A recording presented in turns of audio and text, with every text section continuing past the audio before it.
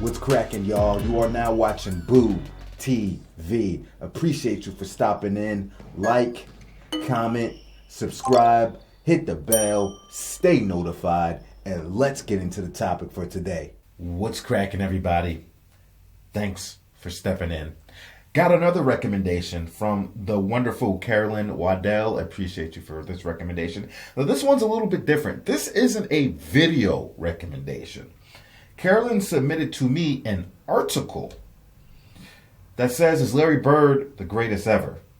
1987.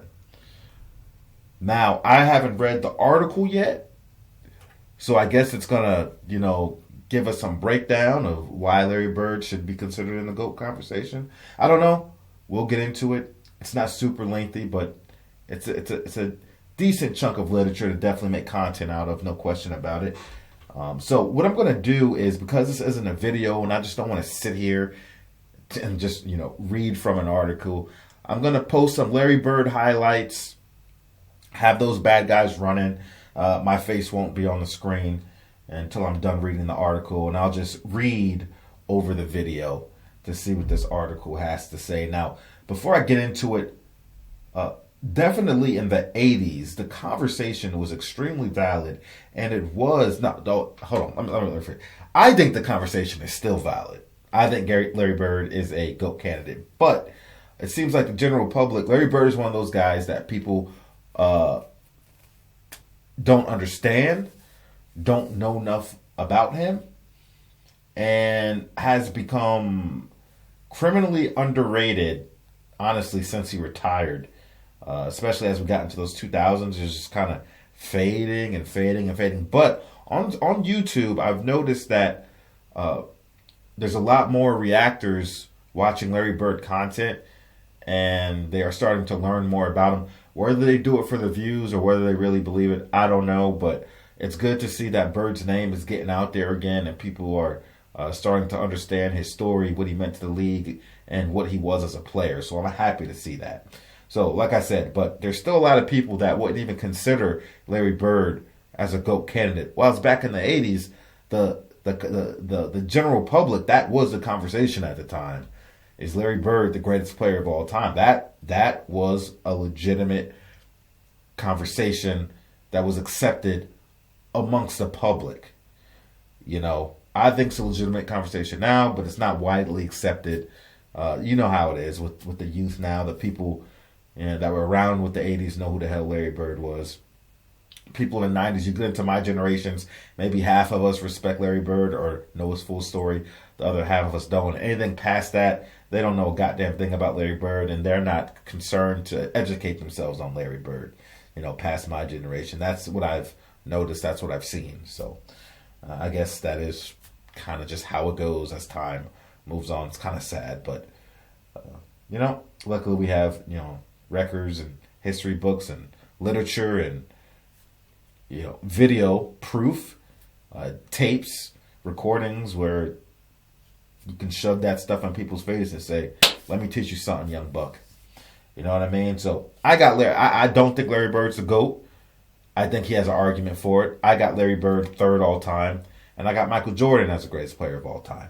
But, like I said, let's get these highlights running and let me read to you all like I was Mother Goose, all right? Here's an interesting thought piece about the great Larry Bird from Hoops Magazine's Basketball Yearbook, 1987.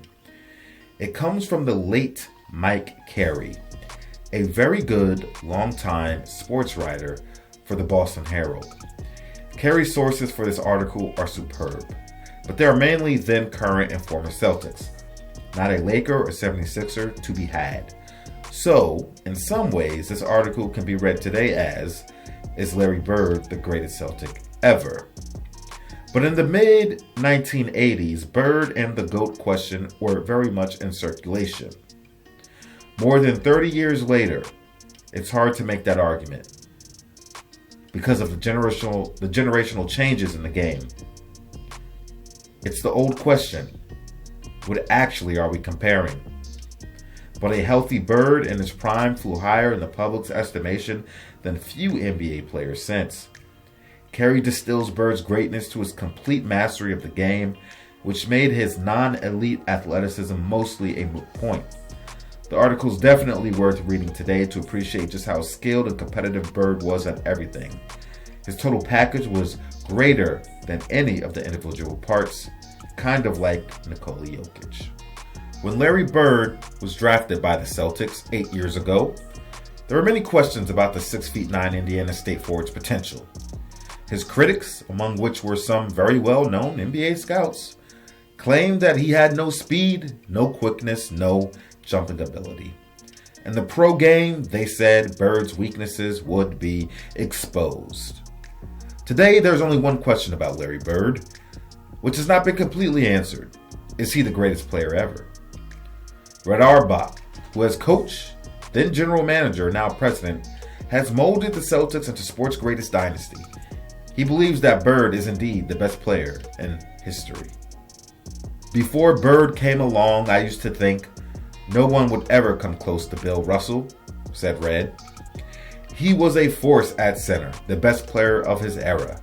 He had everything you'd want, the skills, the desire, the unselfishness. But now, having watched Larry for the past 7 years, I think Bird's got the edge because he's the complete player. I mean, there's nothing his game lacks.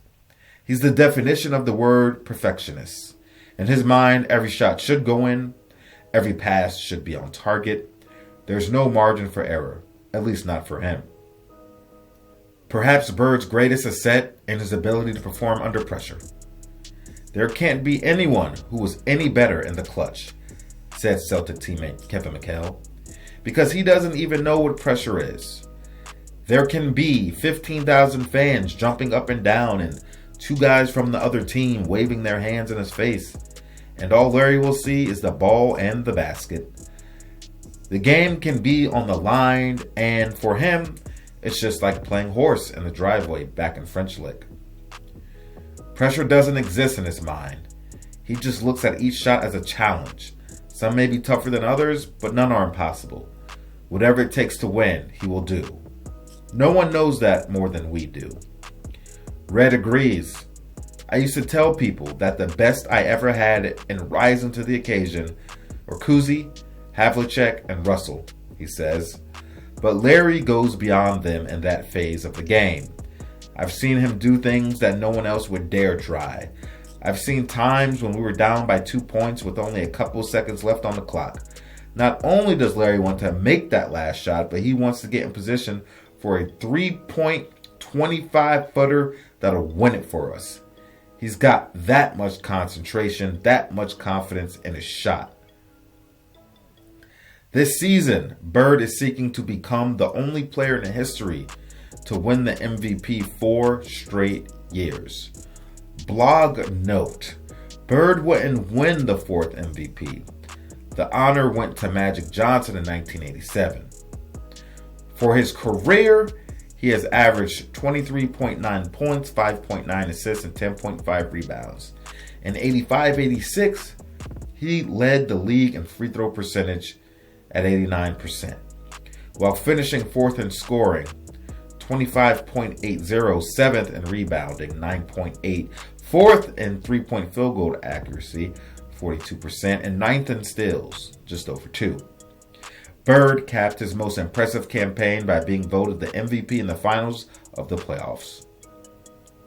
Bill Walton says Bird's talents become more amazing not only with each season, but with each game.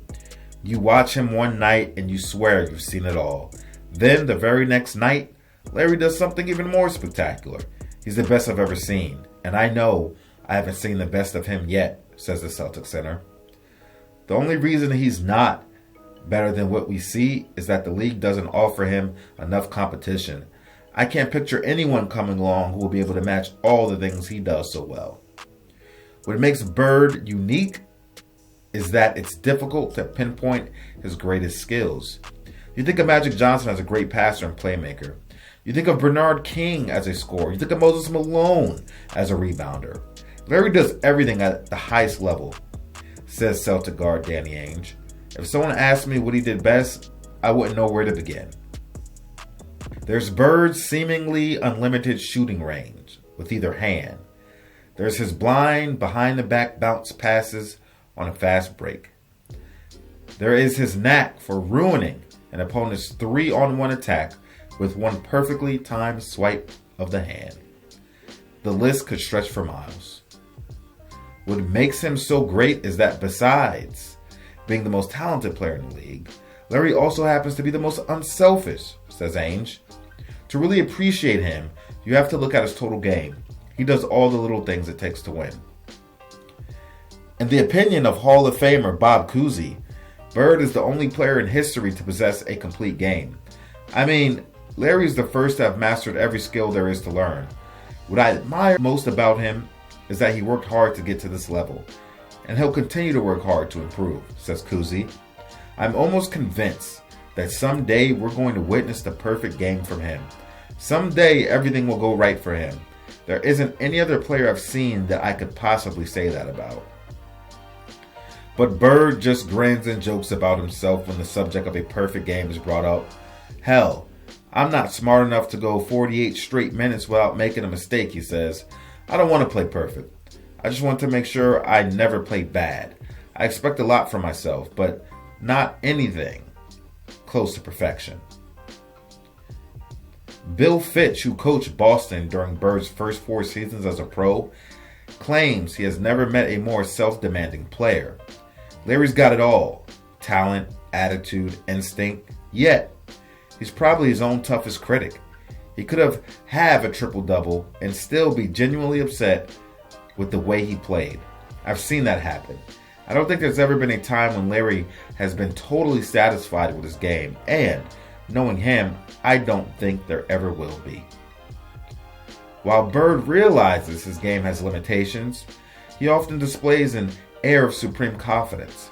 In fact, according to Celtics coach Casey Jones, Bird is quite adept at using his cockiness as a weapon when he's on the court. Larry has that Muhammad Ali kind of approach. He gets to you and your mind before the fight begins, says Jones. He can psych you out with a couple of words, or maybe even a look. The beauty of Larry Bird is he can back up anything he says he can do. Although many rate him as basketball's best all-time player, Bird refuses to put himself on a level with Russell. The truth is, Bill is a better basketball player than I am, and I ain't afraid to admit that, Bird says. The way he dominated the game, what can you say? People don't know all that it takes to win a championship. And when you think of Bill Russell winning 11 championships in 13 years, it's amazing. It's something that will never be done again. Larry Bird ain't wrong about that. He ain't wrong about that at all. We will never, they say never, but 11 championships in 13 years, no, I don't see that happening. I don't see that happening. And the league was primed in a better position for somebody to pull that off back then than it is today. It's just too many variables now. It would be so extremely difficult. Like, there would have to be a team that was just so overwhelmingly great for 11 years. You know how hard that is to keep that up with salaries and everything else? Like, it's just a totally different league now. But either way, like I said, I think Larry Bird has a compelling argument. And he's in my top 3. I'm starting to see people put out lists, and I'm seeing more and more lists that don't have Bird on their top 10. I'm seeing more and more lists that don't have Wilt Chamberlain on their top 10, don't have Bill Russell on their top 10. I mean, I'm seeing lists where people have Steph Curry ahead of Larry Bird, and I cannot go there, people. I cannot go there. I'm sorry. I love Steph, but not. Anywho, let me know what you guys think about it. Do you think Larry Bird is the greatest player of all time? Sound off. I know I have a lot of Larry Bird fans and Boston Celtics fans that make up a large subscriber base here on Blue TV. So I expect an overwhelming majority to say Larry Bird is the GOAT. So where are all my other people that don't think Larry Bird is the GOAT? Sound off. Tell me who the GOAT is. I know Aram going to speak up for Wilt Chamberlain. So if you don't think Larry Bird's the GOAT, who do you think is the GOAT? Let it be known, folks. Let it be known. Bring your pitchforks. Bring your torches. Let's go to battle. Yes, sir. Like I said, I'm putting my vote in for Michael Jeffrey Jordan as the greatest of all time. And I'm not going to get into why. I've mentioned it before. Check out my Michael Jordan playlist. But, top to bottom, I don't think anybody touches Mike, especially what he's able to do on both ends of the floor at especially a really high level and the amount of success he's had. Yeah, Mike is just a monster. Mike's the GOAT. Mike's the GOAT. But I got Larry Bird in my top 3. Y'all let me know. Like, comment, subscribe, hit the bell, stay notified, and I'll catch you on the next one. Carolyn, thanks for this article. This was dope. I appreciate you.